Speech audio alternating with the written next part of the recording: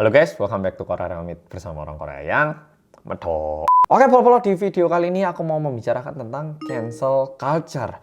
Cancel culture.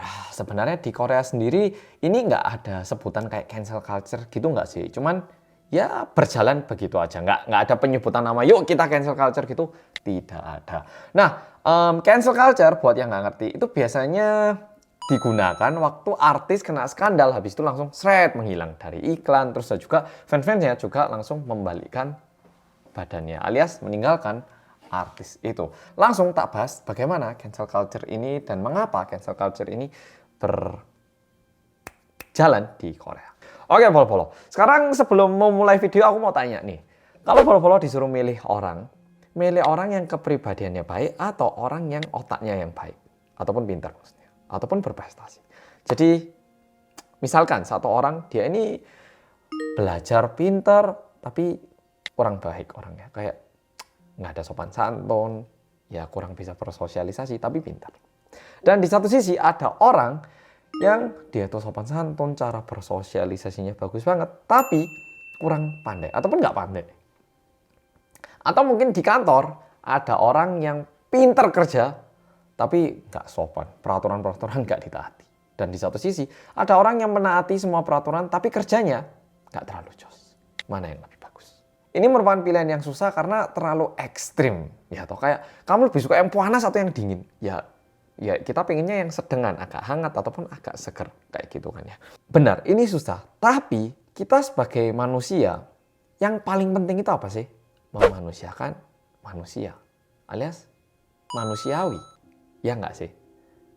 Apa gunanya kalau misalnya seseorang itu pinter banget tapi durhaka kepada orang tuanya? Meskipun orang itu nggak terlalu berprestasi, tapi kalau misalnya dia baik kepada orang tua dan juga orang sekitar, bukankah dia itu dipandang lebih baik?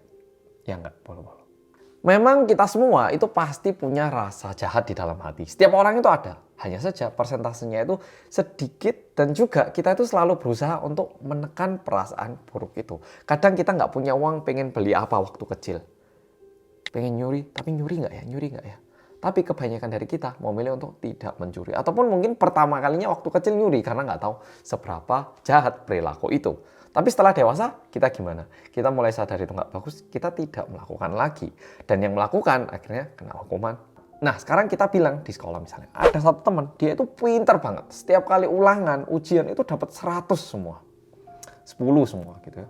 Tapi dia ke sekolah telat, guru bilang apa? Ya Pak, nggak penting Pak, yang penting kan saya ulangan udah bisa Pak. Saya mau masuk ke kuliah yang bagus saja Pak. Ah, Bapak nggak pintar ngajar. Wah, misalnya ada anak seperti itu. Sama satu anak lagi, dia pas-pasan malahan mungkin ya. Nilainya pas-pasan, kadang udah hampir nggak naik kelas gitu. Tapi dia itu sopan, di sekolah itu bisa bergaul dengan teman-temannya, dan tidak membuli orang lain misalnya. Mana yang lebih baik? Contoh kedua, kita misalnya punya pemimpin negara, presiden. Yang satu itu pinter wis. Waduh, presiden dia mantap, nggak korupsi. Waduh, semua tatanan berjalan dengan baik. Dan juga pajak itu terlihat digunakan untuk membangun negara.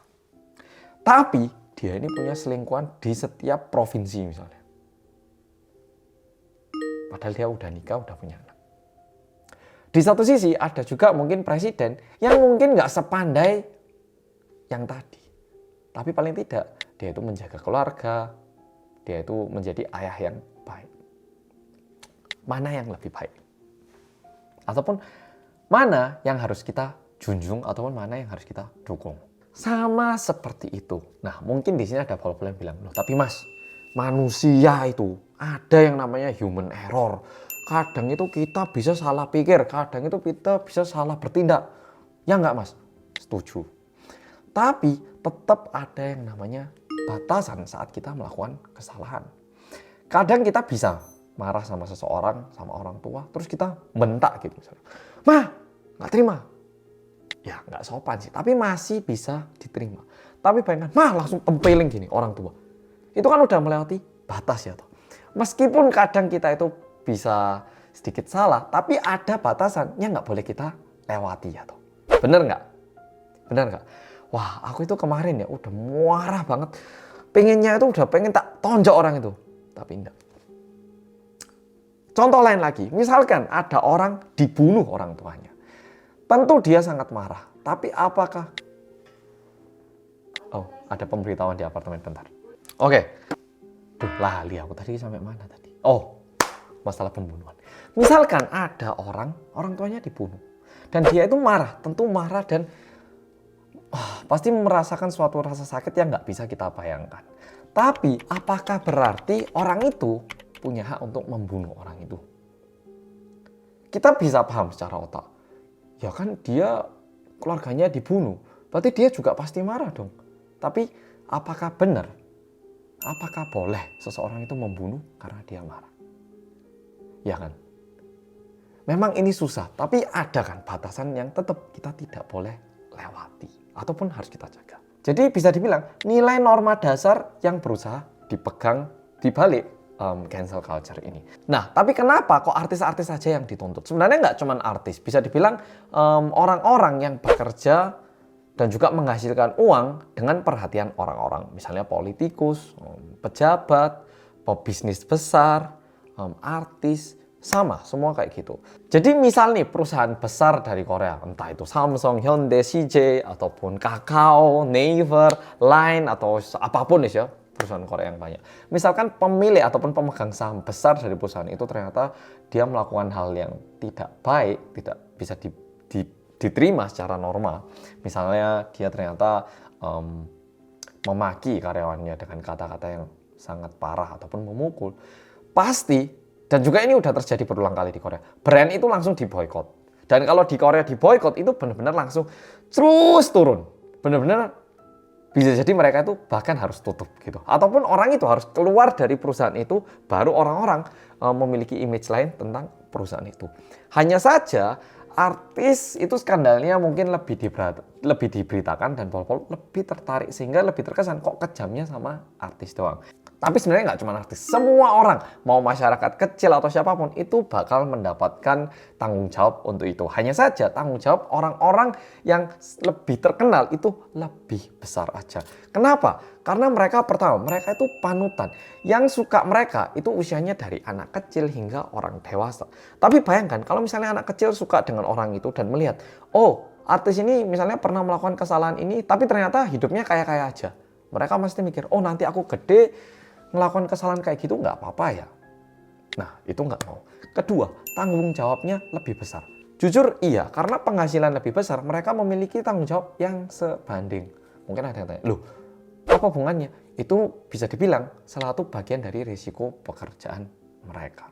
Mungkin ada yang bilang, loh, kok gitu? Ya bisa dibilang itu merupakan bagian dari risiko pekerjaan yang dipilih. Jujur kalau kita lihat artis, wah rumah artis langsung, wah rumahnya bagus besar, langsung emas-emas gitu. Orang biasa yang kantoran ataupun punya bisnis kecil-kecilan, apa bisa kita memiliki rumah kayak gitu? Susah ya toh. Tapi artis mereka bisa mendapatkan penghasilan yang lebih baik dan dengan itu tanggung jawab yang besar pun ada di tangan mereka. Jadi bukan cuma artis ya, mau orang kaya, pejabat, semua kayak gitu. Sekarang tak beritahu beberapa hal yang bisa menjadi masalah di Korea.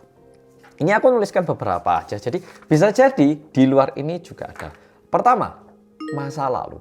Misalnya di masa lalu dia pernah membuli seseorang, ataupun pernah mukul seseorang, ataupun melakukan kejahatan penipuan, itu bisa menjadi masalah saat dia besar. Artinya apa? Dengan kita bilang ini, bukan bilang orang nggak bisa melakukan kesalahan. Tapi mulai kecil, kamu itu harus berhati-hati. Jangan cuma setelah dewasa, kamu baru bilang, oh aku baru dewasa sekarang, aku baru bertanggung jawab tentang hidupku mulai sekarang. Waktu aku kecil dulu, aku nggak bertanggung jawab. Itu nggak boleh kayak gitu. Makanya di masa lalu kalau pernah melakukan kesalahan, itu menjadi tanggung jawab mereka setelah mereka dewasa juga. Nah itu yang pengen ditanamkan. Kedua, orang tua juga. Orang tua udah dewasa, tapi misalnya dia ini kaya dengan penghasilan, menipu orang-orang. Anaknya nanti terkenal, tapi ternyata anaknya ini merupakan anak dari orang tua yang nipu banyak orang. Tentu, ini juga bukan contoh yang baik ya kan. Misalnya ada pejabat korup, terus dia kaya, anaknya jadi artis. Kalau kayak gini, nanti semua orang mikirnya, ya wis aku ya korupsi aja, nanti anaknya pokoknya tak kasih banyak, udah semua bahagia. Nah, nggak boleh itu. Sehingga orang tua itu bukan cuma untuk dirinya sendiri, kita semua lebih tepatnya harus berpikir nggak cuma untuk diri kita sendiri. Bisa jadi tingkah lakuku sekarang ini menghalangi jalan anakku. Jadi misalnya anaknya artis, mamanya ataupun papanya mentang-mentang anaknya artis kemana terus bilang, kamu tahu anak saya siapa? Berani-beraninya kamu gini. Wah, bilang gitu di Korea bisa menjadi masalah. Semakin tinggi mereka berada, semakin besar tanggung jawab mereka. Ketiga, saat ini tentunya. Bagaimana mereka bertingkah saat ini. Keempat, investasi. Ini mungkin banyak yang nggak paham. Investasi maksudnya gimana? Investasi bisa dilakukan di properti, saham, bisnis, berbagai macam. Contoh, misal ada artis, setelah dia sukses, uangnya ini dia investasikan di perusahaan yang pekerjaannya ini menggusur rumah orang-orang yang tidak mampu. Yang nggak salah sih itu uang dia. Tapi apakah itu baik?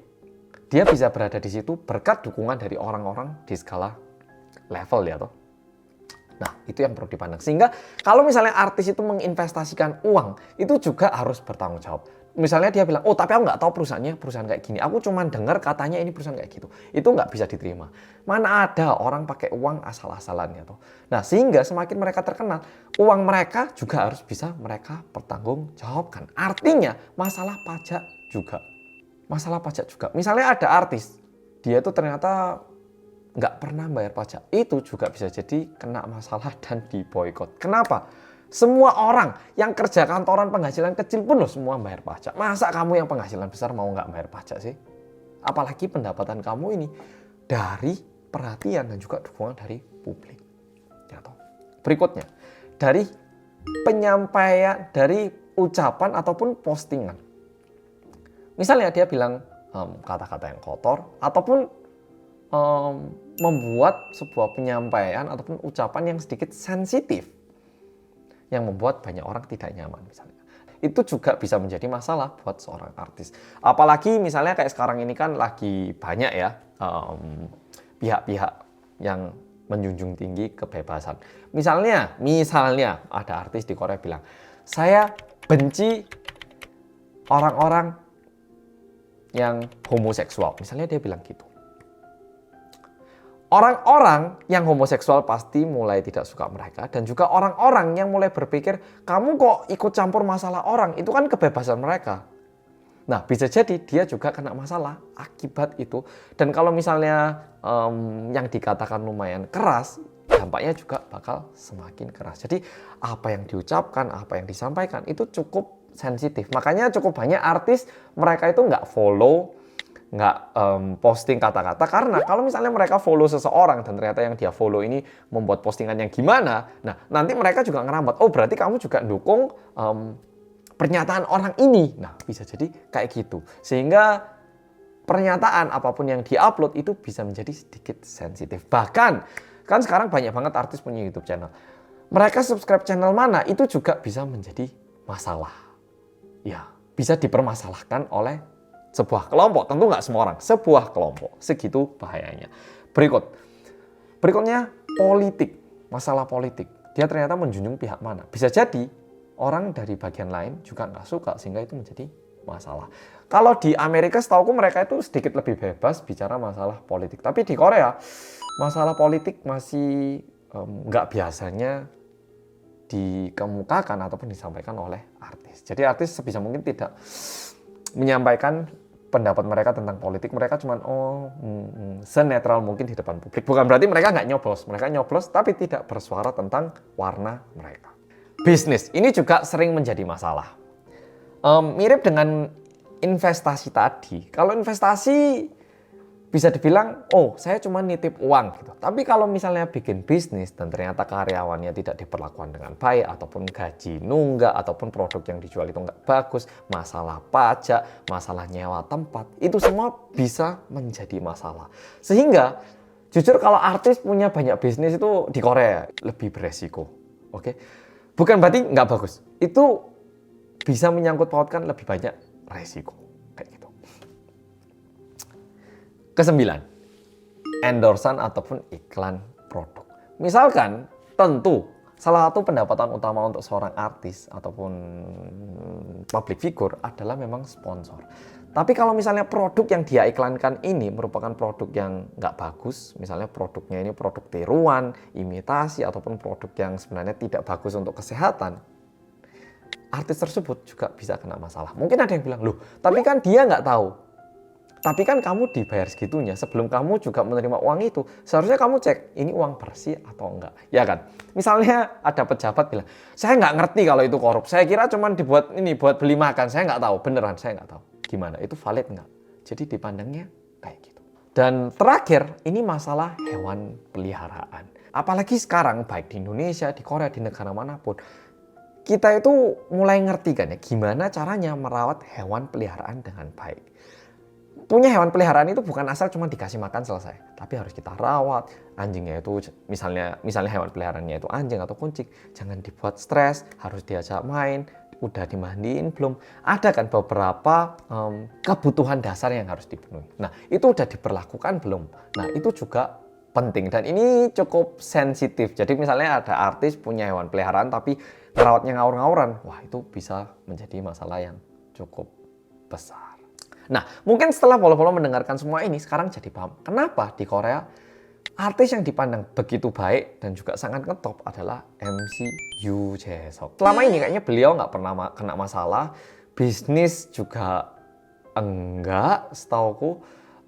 Masalah uang pun dia selalu bersih, masalah pajak juga selalu bersih, dan bahkan lebih kerennya lagi, MC Yoo Jae-seok itu, beliau cuma ngambil pekerjaan yang beliau rasa bisa kerjakan dengan sepenuh hati.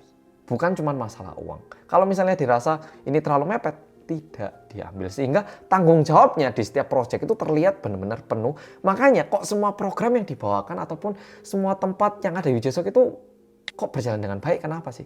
Kemungkinan besar karena ya memang usahanya. Dan juga fokusnya itu cuma di pekerjaannya MC. Bukan kayak, oh aku pengen nyari uang lagi dengan bisnis.